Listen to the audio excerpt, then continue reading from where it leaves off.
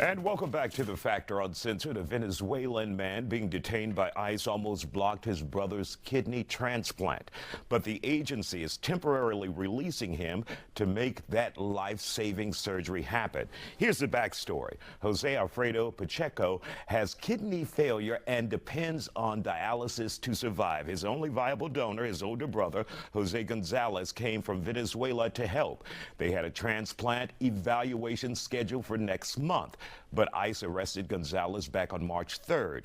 ICE knew about his transplant to donate and let him stay under supervision last year. Gonzalez's attorney says he has no criminal record and had been complying with federal guidelines since he entered the United States. Joining us to talk about it is Cesar Espinosa of Fiel, Houston. Glad to have you here.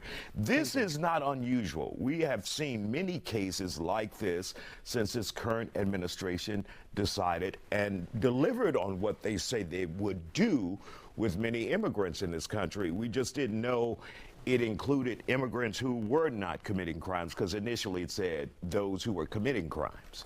Well, you know, just today, ICE released some new numbers from Houston, and to me, they don't make sense. They said that they're deporting 175 people, or they've deported 175 people to Mexico with 450 immigration detainers.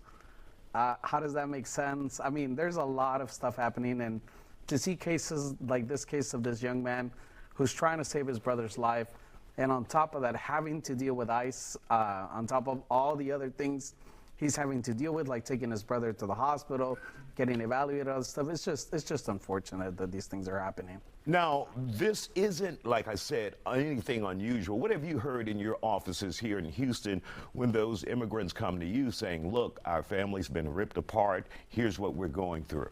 I mean, there's a lot happening right now, and there's cases on cases, you know, that before, I mean, we would hear about people getting detained or things like that, but not to the extent that people are. And we've had people already deported.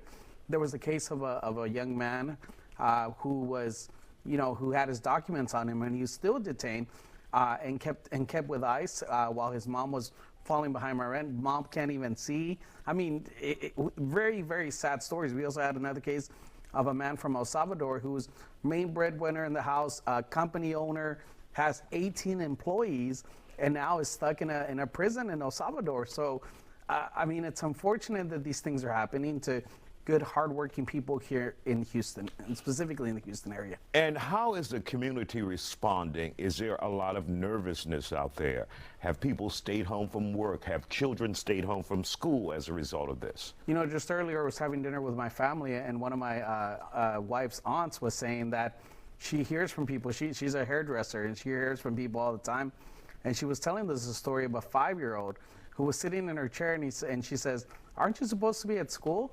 And his answer to her was, I would go to school, but my dad is afraid that I might get picked up, and so we're laying low for the next couple of days. So a lot of fear in the community, a lot of people, including small children, are suffering from this. So we have to figure out a way to fix our broken immigration system, so we don't have to keep dealing with this over and over again. Now, these were promises made by President Trump, promises now being delivered. Why are people so shocked at it?